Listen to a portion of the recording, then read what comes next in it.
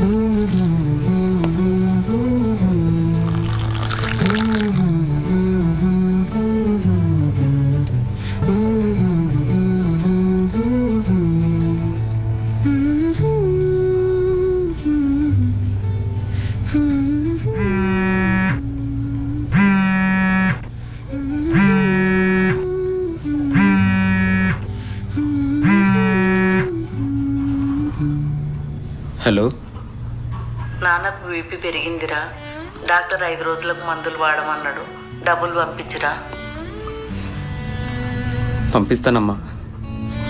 ఆఫీస్కి వెళ్ళగానే డబ్బులు సరి చేసుకొని ట్రాన్స్ఫర్ చేపిస్తా.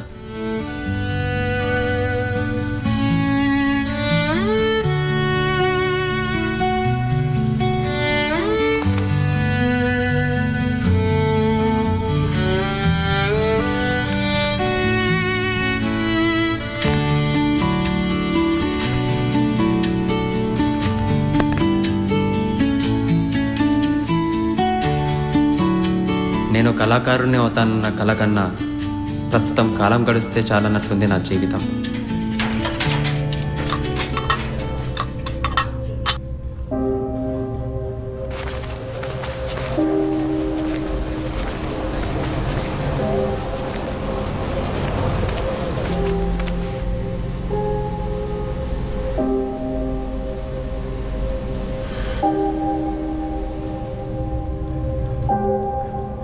మహేష్ అన్నా, చాలా రోజులుగా చూస్తున్నా, ఆఫీస్కి టైంకి రావడం లేదు, పని కూడా సరిగ్గా చేయడం లేదు. ఏంటి ప్రాబ్లం? ఇంట్లో ఫ్యామిలీ ప్రాబ్లమ్స్ వల్ల చేయలేకపోతున్నా. సారీ అన్నా. రేపటి నుంచి టైంకి వస్తా అన్నా. ఎవరికి కావాలి మహేష్ నీ ప్రాబ్లమ్స్? టైంకి రాకపోతే చాలా పెద్ద ప్రాబ్లం అవుతుంది. ముందు నీ ఫోకస్ నీ కెరీర్ మీద పెట్టు. ఓ 3-4 డేస్ నేను షాప్కి రాను. మొత్తం నువ్వే మెయింటైన్ చేసుకుని నాకు ఫోన్ చేయి.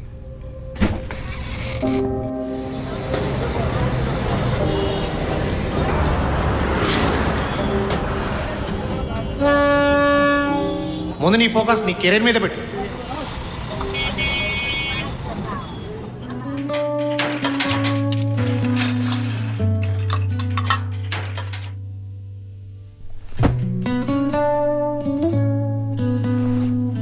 ముందు నీ ఫోకస్ నీ కెరీర్ మీద పెట్టు.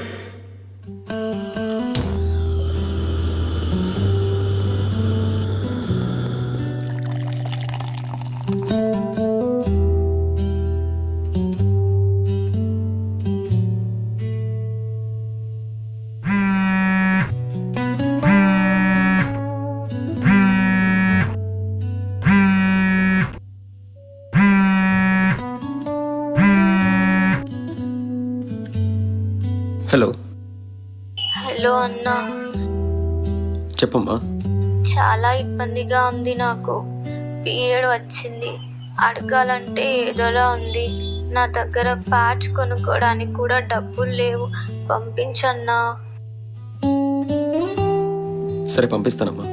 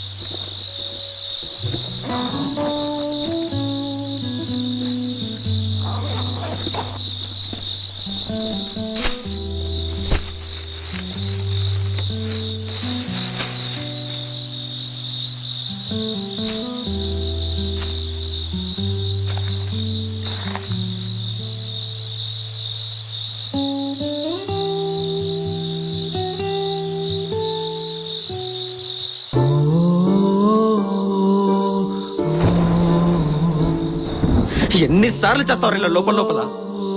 దానికంటే ఒకేసారి చావడం పెట్టారు కదా. అయినా నువ్వు బతికి పీకిందేం లేదు. నీ మీద ఇంట్లో వాళ్ళు పెట్టుకున్న ఆశలు తప్ప. మావాడు బాగా సంపాదిస్తాడు, అందరినీ మంచిగా చూసుకుంటాడని చెప్పేసి అనుకుంటున్నారా ఇంట్లో. కానీ వాళ్ళకి తెలియదు కదా నీకొచ్చే 10-15 వేల జీతానికి అంత సీన్ లేదని. అసలు ఏం చేద్దామని చెప్పేసి ఊరు నుంచి వచ్చినవారు నువ్వు? అరే మీ చెల్లి 100 రూపాయలు అడిగితే ఇయ్యాలని స్టేజ్ లో ఉన్నావు, అర్థమవుతుందా నీకు? మీ చెల్లికి శానిటరీ ప్యాడ్స్ వేయలేకపోతున్నావు, మీ నాన్నకి బీపీ టాబ్లెట్స్ కొంటావా? ఛీ, ఏం బతుకురా నీది? గట్టిగా జీతం పెంచమని షాప్ ఓనర్ అడిగితే ఎక్కడ ఉద్యోగం నుంచి తీసేసడమో లేదో భయం, మానేస్తే వేరే దగ్గర ఉద్యోగం దొరుకుతుందో లేదో అని భయం. అన్నిటికంటే నీ లోపల ఉన్న పెద్ద భయం ఏంటో తెలుసారా? నీ జేబులో డబ్బులు లేకపోవడం. ఇలా జీవితాంతం భయపడుతూనే బతుకుతావా, లేకపోతే ఏదైనా సాధించి చూపిస్తావా? ఎందుకంటే నీకు వెనకాల ఆస్తులేం లేవు వాటి మీద బతకడానికి. చక్కగా చదువుకోరా అంటే లేదు, నా కుటుంబం ఇబ్బందుల్లో ఉందని చెప్పేసి చదివింటలోనే ఆపేసినావు. ఏదో పడిచే వాళ్ళ ఊరు వదిలేసి వచ్చినావు. ఏమన్నా మారిందా? లేదు. కడుపు నిండా తింటున్నావా? లేదు.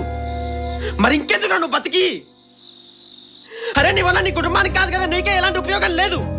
ఇంకా వాళ్ళనే చూసుకుంటావురా. వచ్చే డబ్బులు చీటీలు కట్టడానికి సరిపోవట్లేదు, నువ్వేం సాధిస్తావురా? అరే ఒకటి నీకు తెలుస్తుందా? రోజు నువ్వు ఆలోచించి పడుకోవడానికి నువ్వు పెద్ద యుద్ధమే చేస్తున్నావు.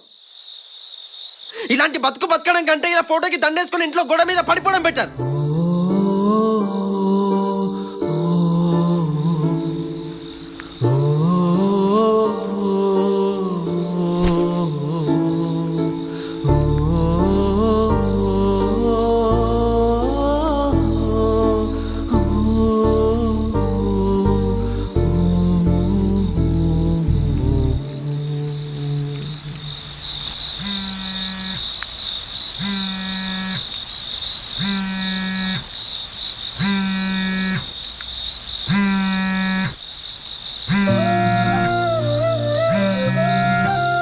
హలో బాబు, చిట్టి డబ్బులు తీసుకుని నాన్నకు మందులు తెచ్చాను, చెల్లికి కూడా పంపించాను.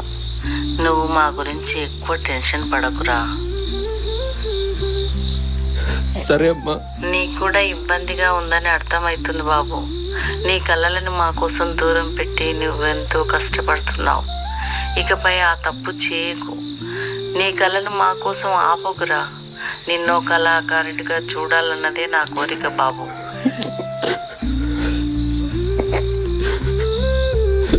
సరే అమ్మా.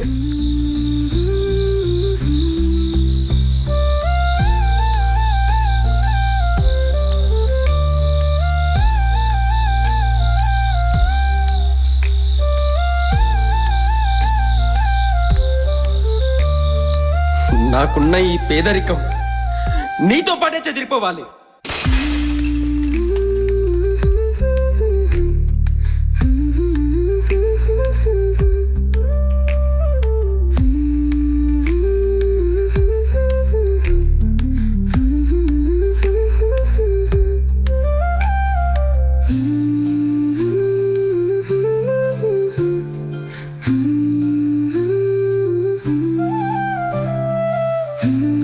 మానవుని జీవితమే ఒక సమస్యతో మొదలవుతుంది. అలా మొదలైన జీవితంలో ఇలాంటి ఎన్నో సమస్యలు ఎదురవుతాయి. ప్రతి సమస్యకు చావే పరిష్కారం కాదు. ఆ చావుని ఎదుర్కొని ఆ సమస్య నుండి నువ్వు ఒక గొప్ప గుణపాఠంగా మారి నీ కుటుంబానికి ఒక కొత్త వెలుగునివ్వాలి.